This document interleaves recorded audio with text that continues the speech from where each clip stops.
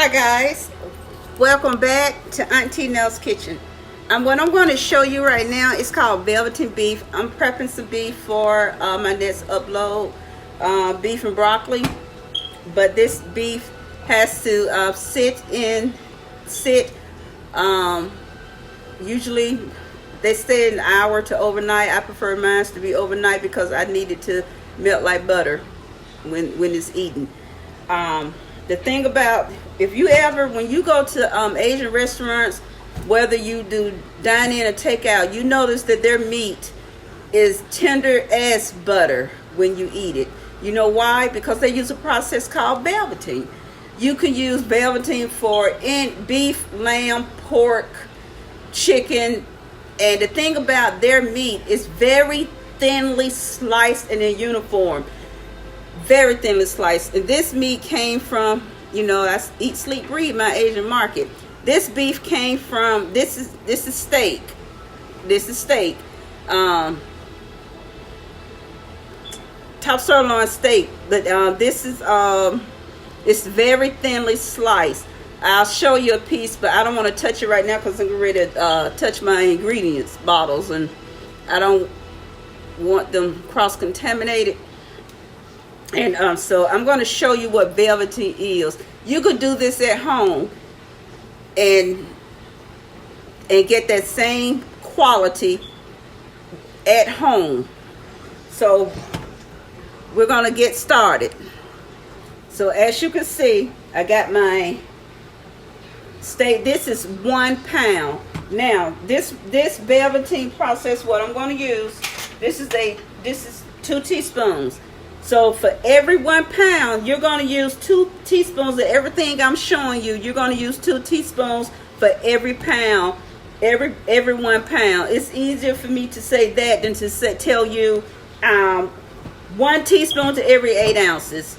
I don't know of anyone that buys 8 ounces of meat. So I'm going to go with 2 teaspoons of garlic powder, because what I'm doing, I'm going to velvet it and also have it in my marinade, my Asian marinade. So I'm going to do this. I'm going to add 2 teaspoons of garlic powder.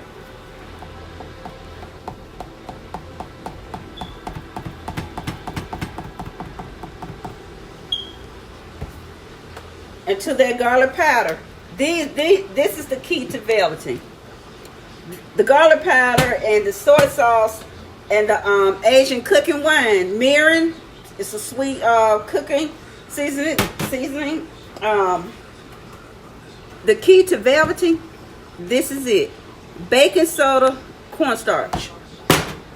And you're going to take 2 teaspoons of cornstarch. Remember what I said, this is a 2 teaspoon measuring spoon. And what this is going to do is breaking down the membrane.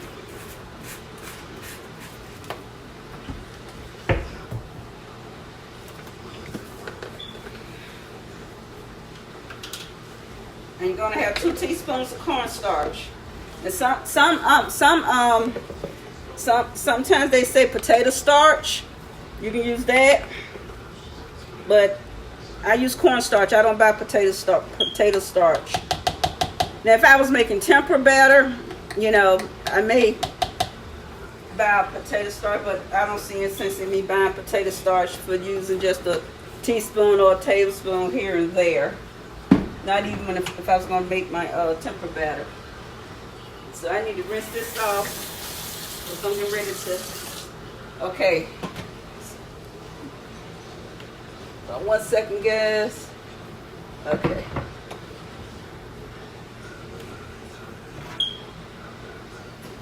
To use money.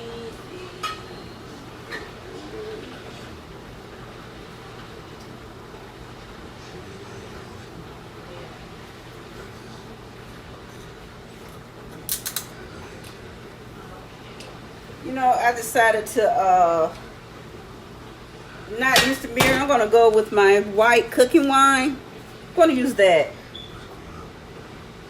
think I want to use my white cooking wine. 2 teaspoons of that. Remember, this is a pound of beef. And I'm going to use 2 teaspoons of soy sauce. I'm using my sweet soy sauce. I'm not using my regular soy sauce. Now, if this is Japanese dish that I like to make, and it calls for Japanese soy sauce. Japanese soy sauce is unique. It's totally different from the Chinese soy sauce. We'll get into that when I do this Japanese beef bowl.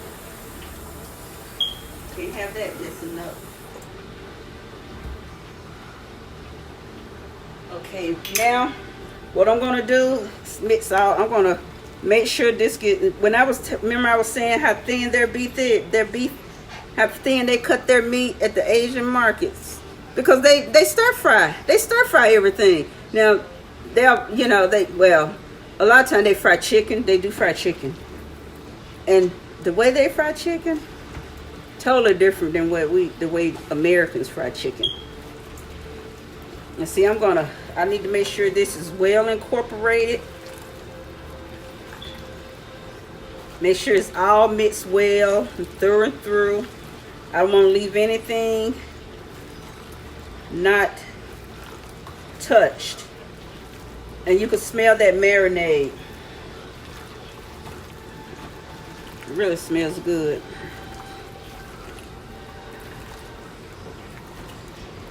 And see, you see, feels slimy. And so I'm going to put this in the fridge, and this is going to sit overnight. It's going to sit overnight.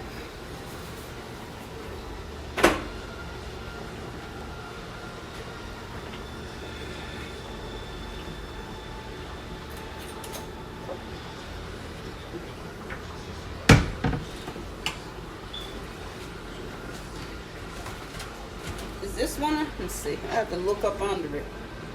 Yeah. This is going to sit overnight in the fridge.